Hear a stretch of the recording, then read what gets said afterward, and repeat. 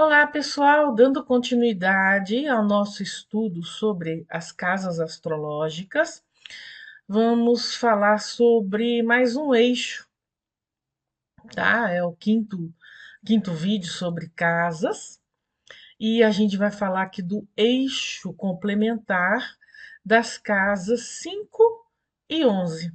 Casa 5 é a autoconsciência, é a casa do eu sou ou do eu superior. E a casa 11 é onde se manifesta essa autoconsciência dentro da consciência comunitária, ok? Não tem muito a ver com psique coletiva, isso aí já é um outro nível, mas sim da presença, do compartilhamento de ideais individuais dentro de uma comunidade, dentro de um grupo, dentro de um público-alvo. Então, vamos lá, tá? Que tem uma revolução solar que eu fiz há pouco tempo de um cliente. Eu achei bastante interessante uma oposição aqui de Plutão, né? Nós sabemos Plutão está aí em Aquário, já mundialmente fazendo o seu trabalho, e o Sol aqui em Leão, tá? A revolução desse cliente aqui, né? Na casa 5. Então, achei isso muito interessante para trazer aqui como exemplo desse eixo das casas 5 e 11. Então, vamos lá. A casa 5, a gente vê aí algumas. Quando nós estudamos, ou quando vemos alguns estudos sobre as casas astrológicas, existem algumas superficialidades, como por exemplo, eu já vi que a casa 5 é colocada, é tida como a casa do amor, seja lá o que isso quer dizer, tá? Amor, né? Se a gente começar a falar sobre amor, a gente fica uns 3 vídeos conversando sobre os tipos de amor, tá? O amor fraterno, a autoestima, o amor entre um casal, amor aos filhos, enfim. Quando a gente olha para a casa 5 e pensa em amor, nós podemos pensar em criatividade, que é um dos assuntos, tá? Da casa 5. Que a casa 5 ela nada mais é do que a casa da autoexpressão. E como que nós nos expressamos como indivíduos? Através da nossa criatividade. Isso não significa que você tem que. Todos nós precisamos criar uma obra de arte, um livro, para ter nossa casa 5. Não é bem assim. Todos nós criamos alguma coisa. Desde, como eu falei, uma obra artística, um livro, um empreendimento, um restaurante, por exemplo. Né? Você cria um restaurante, coloca seu nome ali. E aí isso faz parte da casa 5. Você está manifestando, você está expressando o seu talento, sua individualidade, sua singularidade através daquele restaurante, livro, etc, etc. Outra coisa que tem a ver com a criatividade são os filhos. Então, na casa 5 estão os filhos daquela pessoa, se ela tiver ou não tiver. De qualquer forma, né, todas as maneiras, todas as formas de criar, plantar uma muda, criar um sistema de computador, isso faz parte do nosso instinto de criatividade. Só que o que acontece quando criamos alguma coisa? Seja um filho, seja uma obra de arte, seja um restaurante, nós transmitimos uma coisa chamada amor, tá? Você Quando se expressa através daquilo, você se orgulha, você fica extasiado. Puxa, eu fiz isso. Tá? Até mesmo plantar uma mudinha de árvore. A árvore começa a crescer, começa a dar frutos, e você olha e lembra: puxa, eu plantei essa mudinha, agora ela está enorme, ela está dando frutos, está atraindo passarinhos. Como isso é bom, certo? Então aí vem essa alcunha, vamos dizer assim, da casa 5 como a casa do amor, tá? Quando você cria, você expressa o seu amor. É a casa também, aí dentro da autoexpressão, da individualidade, do processo de individuação junguiano, que é o aprofundamento do autoconhecimento. É algo assim que hoje, principalmente hoje, é de suma importância. Por quê? Vamos olhar esse exemplo aqui, tá? Então, esse meu cliente, um leonino, está passando aqui pela revolução com o Sol na casa 5, né? Então, para um leonino, uma revolução com o Sol na casa 5 significa o quê? Recuperar todo o potencial criativo, todo o potencial de singularidade do eu sou. Ou seja, que isso, né? As pessoas acham que autoconhecimento vou participar de um cursinho fim de semana para me conhecer. Vou fazer uma meditação para me conhecer. Não, gente, isso às vezes é um trabalho de uma vida inteira. Porque conforme nós nos aproximamos de nós mesmos, o que que acontece, né? Nós estamos indo ao encontro da nossa alma, da nossa essência. Quanto mais a gente vai buscando, mais a gente vai chegando nessa essência. E isso não é um trabalhinho de coach, fim de semana, esses cursinhos, não, tá? Isso é um trabalho, às vezes, que dura encarnações, que dura muito tempo. Conforme a gente vai se aproximando, nós é, nós reconhecemos a riqueza que é a nossa alma, a riqueza que é o nosso pedacinho de Deus, tá? Então, esse é né, eu acho que é um fundamento do amor dessa casa, é quando nós nos aproximamos do Deus que está dentro de nós mesmos. Então, aí nós manifestamos essa autenticidade, essa singularidade, tá? Agora vamos falar sobre a casa 11. A casa 11 é a casa da sociedade, mais conhecida como a casa das amizades, dos grupos, da galera que você faz parte. Então, você adora futebol, então todo fim de semana você vai lá com a sua galera, vai jogar uma partida, ou você gosta de ler, aí você tem um grupo, um clube do livro, ou você faz algum trabalho assistencial, altruísta, você encontra com essas pessoas. Essas pessoas, elas, a princípio, dividem, compartilham os seus ideais, a sua essência, tá? Respeitam a sua individualidade. E aí é que vem essa inclusão.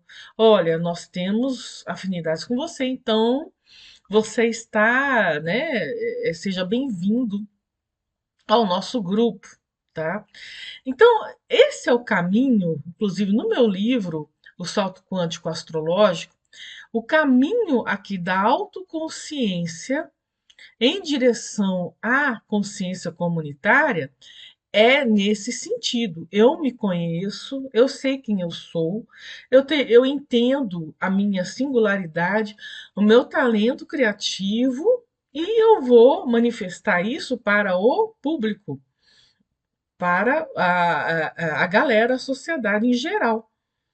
Só que nos tempos modernos ou pós-modernos, principalmente com Plutão entrando aí em Aquário e revelando uma série de manipulações, muitas vezes nós não resistimos, nós é, é, é, obliteramos a nossa essência a favor da massa de manobra. Ou seja, nós cancelamos as nossas, nossos valores, nossas opiniões, nossa individualidade em favor do grupo, tá? Pois muitas vezes nós nos deparamos com uma massa opressora, em que, se você não combina com essa massa, você está isolado, você está solitário.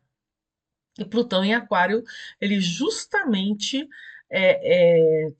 tenta, né? Afinal de contas, aí nas próximas décadas, tá? Ele acabou de entrar em Aquário. Existe um livro aí, um livro, um vídeo aí no meu canal, existem alguns artigos no meu blog templodeminerva.com, em que você, né, tenha um pouco mais de conhecimento dessa entrada de Plutão em Aquário, mas se você está ligado aí nos acontecimentos mundiais, você começa a entender, né, quantas coisas estão vindo à tona em termos aí de poder global, que antes era uma mera teoria da conspiração, mas que quem tem olhos de ver consegue perceber muito bem, né, essa manipulação. E Plutão está expondo isso, está demonstrando isso. Então, especificamente nessa revolução solar, esse meu cliente ele vai ter esse embate, né, entre a manipulação, o controle do público, da sociedade com que ele frequenta, em detrimento da sua personalidade, em detrimento das suas escolhas, em detrimento da sua própria essência. Então, para um leonino, essa revolução solar é de uma importância, de uma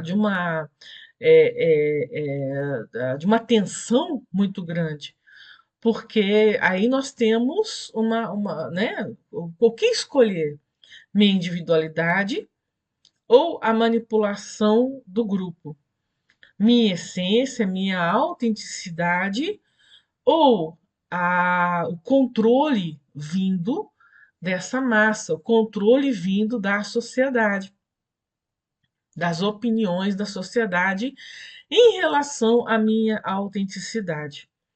Então, né, para finalizar aqui, eu sempre insisto em todas as consultas, né? O caminho é você, indivíduo, encontrar a consciência comunitária, certo? Você, como indivíduo, com a sua singularidade, encontrar a turma, as amizades. Ah, mas é difícil, porque hoje em dia existe uma espécie de formatação global, existe uma espécie de polarização. Você tem que escolher, optar por qual ismo você se identifica. Então, nós estamos no mundo dos ismos, nós estamos no mundo em que ou você é a favor ou você é contra. Não existe uma faixa intermediária, ou não existe algo em que você, não, eu não sou nem a favor nem contra, ou eu sou a favor desse aspecto e contra esse aspecto. Isso foi anulado, está sendo anulado. Então, a tendência quanto mais você opta pela sua individualidade, maior é a chance de você se sentir sozinho, se sentir solitário. E aí e aí vem um outro desafio, né? Podemos até dizer um desafio estoico de, bem, se eu enfrento esse desafio, eu fico com os meus valores, as minhas crenças, a minha singularidade, as minhas convicções, sabendo, né, gente, entendendo lá todos os fundamentos herméticos de que nada é para sempre, ou seja, se você tem uma aproximação com o esoterismo, com a astrologia, nós entendemos muito bem que existem ciclos de renovação, existem ciclos de morte e renascimento, tá? Não necessariamente físico.